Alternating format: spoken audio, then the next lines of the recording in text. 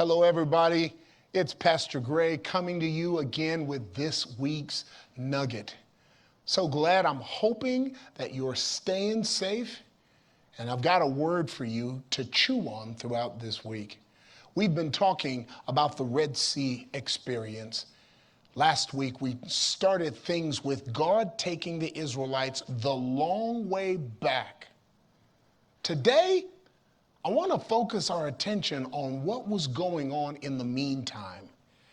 See, the spot where God has led the children of Israel is an interesting spot because it's kind of majestic and picturesque. There is the water, and I don't know about you, but anytime I can get a beach spot, I'm in for that.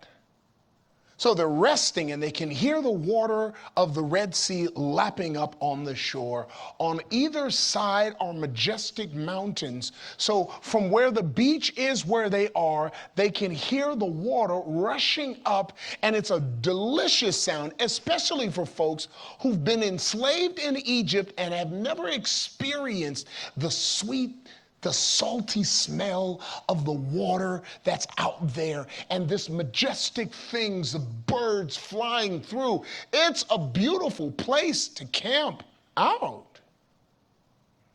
Meanwhile, back in Egypt, Pharaoh has forgotten about the grief that has been caused by the 10 plagues.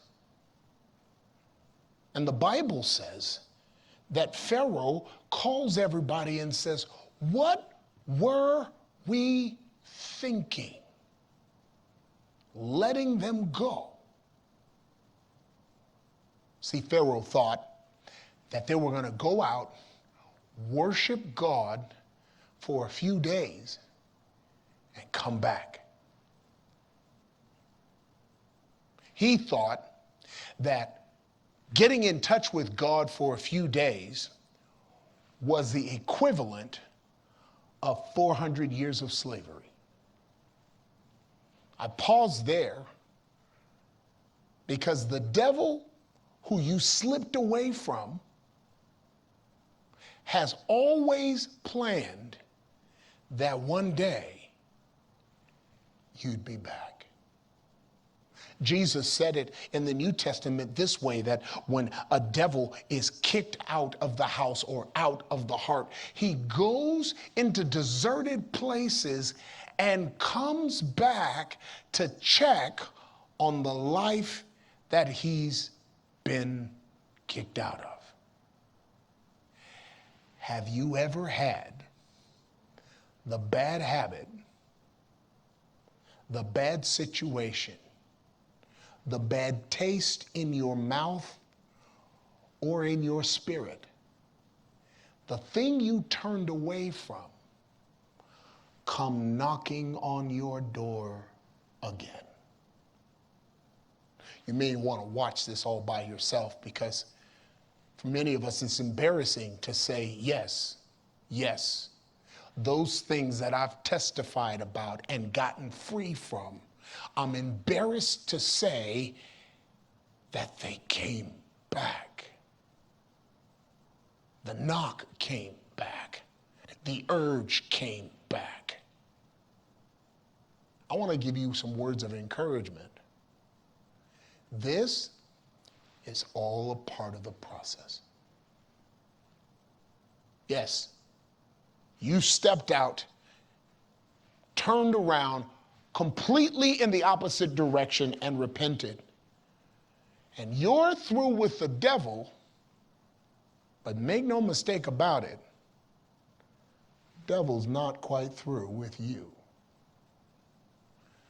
That which you overcome will try and find its way back. The demon you put out of your life will try and find its way back.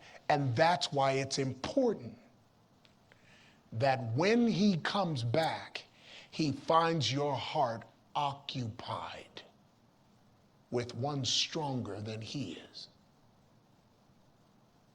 The children of Israel at this idyllic scene are about to hear something more than the rush of the water on the rocks. They hear the rumble of chariots as what they had been enslaved to comes back. So, Pastor, what do I do when what I got away from tries to come and take me back? Number one, don't panic. Don't feel guilty. A temptation is not a sin. The only thing that makes your temptation a sin is how you handle it. The devil will make you think that because you're tempted, you've already messed up. But the devil is a liar. Temptations are going to be a part of our life from now until we see Jesus Christ.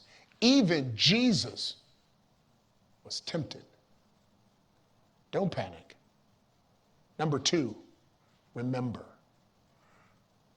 you've got an advantage.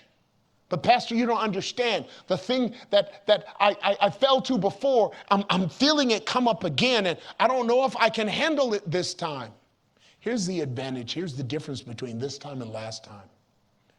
This time, you've already seen that God can make a way. If he made a way of escape this time, he has a way of escape every time. Third, God says, stand still, see the deliverance of the Lord.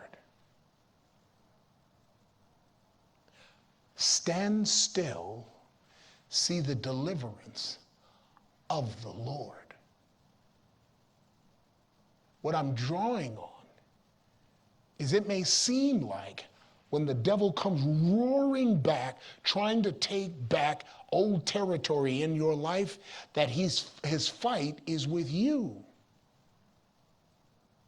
But if you stand still, looking to your God, his fight is not with you. It's with the God who goes before you. You don't even have to engage him in conversation. When the devil whispers ear, trying to remind you of your past, you call on the name of the Lord your God. Don't even engage him in conversation.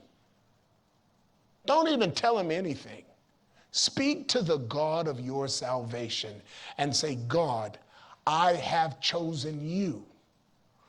Would you deal with the rumbles that come behind me?